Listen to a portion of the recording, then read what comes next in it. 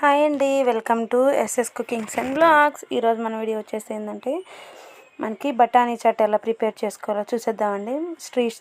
Street style ఎలా prepare చేసుకోవాలో చూసేద్దాము, వచ్చేయండి. ముందుగా నేను ఒక హాఫ్ గ్లాస్ వరకు తెల్ల బఠానీలు అయితే తీసుకుని దీనిలోకి వాటర్ని అయితే వేసుకోవాలి. వాటర్ని వేసుకొని 6 to 7 hours అయితే వీటిని అయితే నానబెట్టుకోవాలండి. ఒక 6 నుంచి 7 గంటలు అయితే వీటిని నానబెట్టుకోవాలి బఠానీలని. ఇప్పుడు ఒక 7 గంటలు అయిన తర్వాత మనకి ఈ విధంగా బాగా నానిపోయి ఉంటాయి. ఇప్పుడు వీటిని ఒక కుక్కర్ గిన్నె తీసుకొని ఈ కుక్కర్ గిన్నెలోకి బఠానీలు అయితే వేసేసుకోవాలి. బఠానీలు వేసుకున్న తర్వాత దీనిలోకి ఒక హాఫ్ స్పూన్ వరకు పసుపుని అయితే యాడ్ చేసుకోవాలి. అలాగే కొంచెం సాల్ట్ని కూడా యాడ్ చేసుకోవాలి. సాల్ట్ని కూడా యాడ్ చేసుకున్న తర్వాత ఈ బఠానీలు మొత్తం మునిగేంత వరకు వాటర్ని అయితే వేసుకొని కుక్కర్ పైన మూత పెట్టి స్టవ్ ఆన్ చేసుకుని 4 విజిల్స్ వచ్చేంత వరకు మనం ఈ బఠానీలను అయితే ఉడకనివ్వాలన్నమాట. 4 విజిల్స్ తర్వాత ఇప్పుడు చూద్దాము. మనకి ఇవి బాగా అయితే ఉడికిపోయినాయి అన్నమాట. ఇప్పుడు మీకు చూసారా, చేతితో ఈ విధంగా మెదిపితే ఈ విధంగా మెత్తగా అవ్వాలి. ఆ విధంగా ఉడికేంత వరకు ఒక 4 విజిల్స్ వచ్చేంత వరకు ఉడికితే మనకి ఈ విధంగా రెడీ అయిపోతుంది అనమాట. ఇప్పుడు వీటిని ఒక మిక్సీ గిన్నెని తీసుకొని బఠానీల్లో సగం బఠానీలని ఈ విధంగా మిక్సీ గిన్నెలోకి వేసుకొని మిక్సీ పట్టుకోవాలన్నమాట. మిగతా బఠానీని పక్కన పెట్టేసుకోవాలి. ఇప్పుడు స్టవ్ ఆన్ చేసుకుని స్టవ్ పైన చిన్న బాండి పెట్టి దీనిలో 3 స్పూన్స్ వరకు ఆయిల్ అయితే వేసుకోవాలి.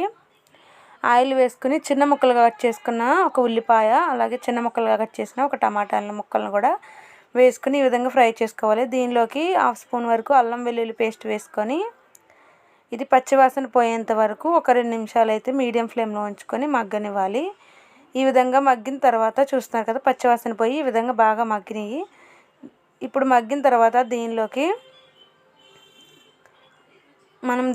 కొంచెం సాల్ట్ని అయితే యాడ్ చేసుకుందాము. అదేవిధంగా కొంచెం ధనియాల పౌడరు, జీలకర్ర పొడి, అలాగే గరం మసాలా పౌడర్ని కూడా యాడ్ చేసుకోవాలి. ఈ విధంగా యాడ్ చేసుకున్న తర్వాత ఒక 1 స్పూన్ వరకు కారం కూడా యాడ్ చేసుకోవాలి.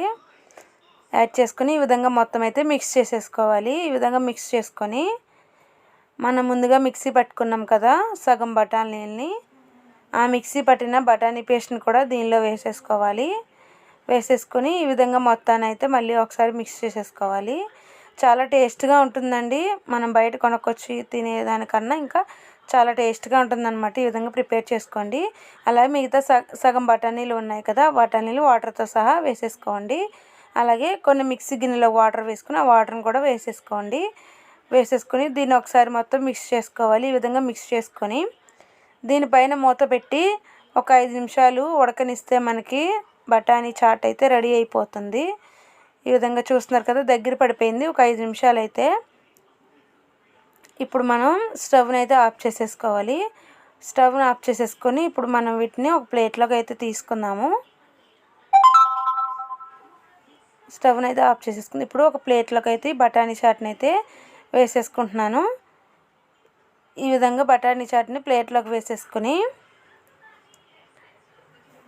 చాలా టేస్ట్గా ఉంటుందండి.